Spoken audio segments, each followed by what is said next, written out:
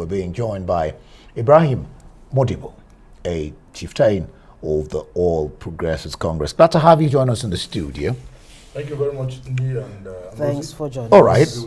Yes. Good to have you too. A struggle for the control of the state structure. That seems to be what it is, and it has led to what we now have: parallel congresses and executives.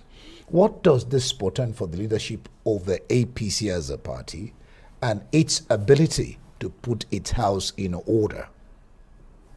Thank you. It's a wonderful question. Well, let me first and foremost congratulate APC for the successful conduct of its congresses nationwide.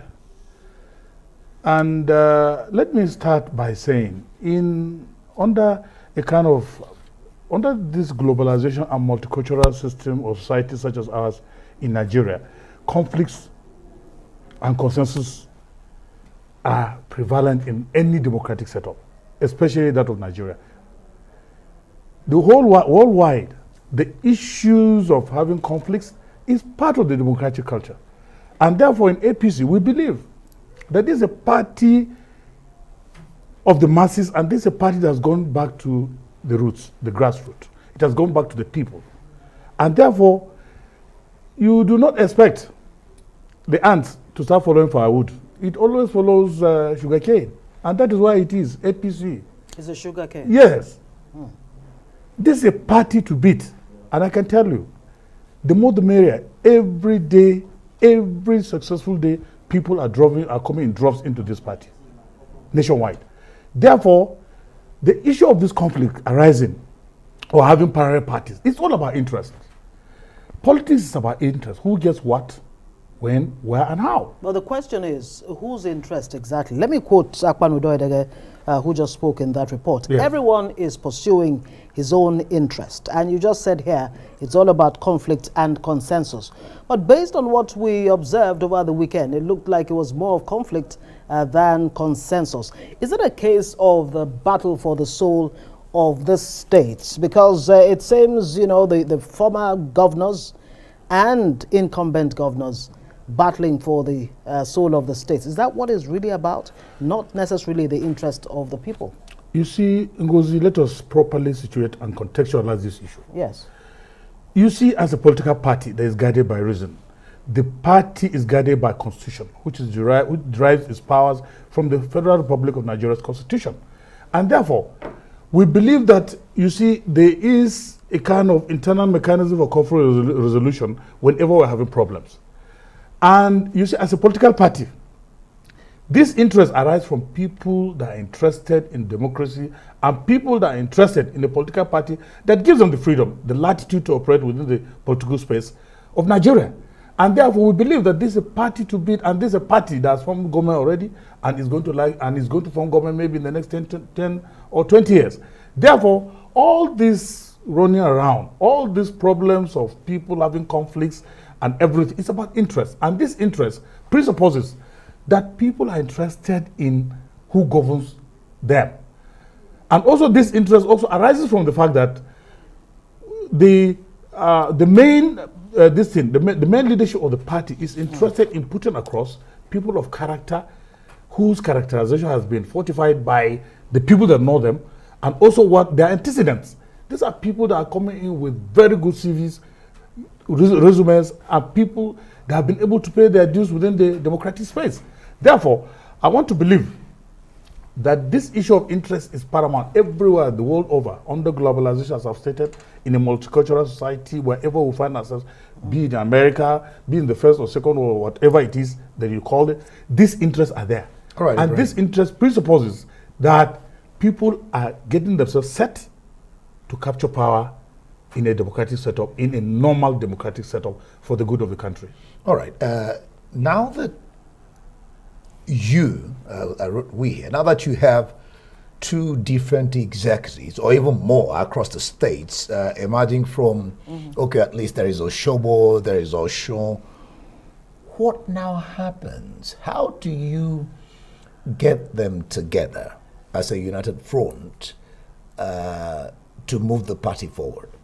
You see, I have to commend the administration of Mai Mala Buni, His Excellency, the Caretaker Committee Chairman, and also Governor of Yobe State for putting up very fundamental structures that are in consonance and in tune and in sync with our normal democratic setup. There is nowhere in the constitution of APC that you find parallel congresses. He set up 7-man committee to every state of the federation to see to the conduct of the elections. And these conducts have been fortified by INEC officials who must be present on the ground to monitor events. Anything outside that is null and void. As far as we're concerned, the 7-member committee, except if they are divided, if 3 or 4, in fact, even in a situation where we have 3 or 4, then we look at where the number is higher and we take position from there. But from all indications, there's never been any division. These people have gone under the watchful eyes of INEC. They've conducted elections. Anything outside the 7-man committee, which has been inaugurated, fortified by the acceptance of INEC, is null and void. There are indications that the APC caretaker committee that you just talked about may support those that the incumbent governors are supporting. Is that what it is, especially in the APC states? Is that what it is? And with this Congress and the conduct of this Congress, is it a foretaste of what to expect in 2023? Because it looks like the Mebala Buni caretaker committee and may not have succeeded after all. No. You see, never in the history of modern democracy, especially in this current democratic dispensation, have we had a good leadership. A man that moves with the team. The man, as a chairman, he has a team spirit and has been able to make a very formidable structure in the party. That's why today we've seen so many governors are coming to our party. So many people from every angle are coming to APC because that is the party to be. I was trying to get to your question where we talked about, where you're talking about conflict resolution. You see, APC has the internal mechanism of conflict resolution right from the onset. The Mala Buni administration, have you anticipated that in democracy setup, it is not like the mosque or the church where there's no get man. So everyone is free to go there.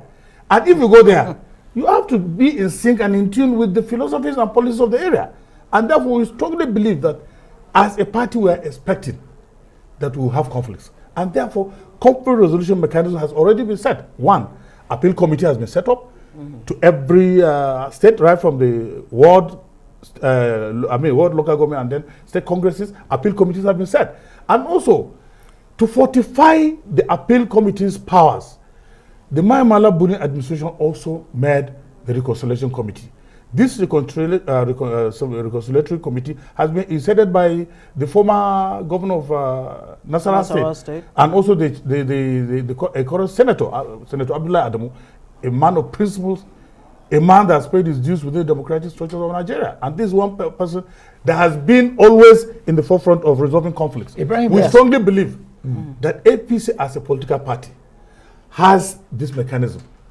As Odo has rightly stated, our national secretary, PhD, he rightly stated that, look, politicians, they can war. That's true. But if you go in the night... We see them. We see them. There is a reconciliatory process. They can get together the next day. Exactly. But there's something that really all right. should worry us. We'll have to go on break, unfortunately. IBRAHIM Modibo, Chieftain of the APC, thank you so much for joining us. Thank you.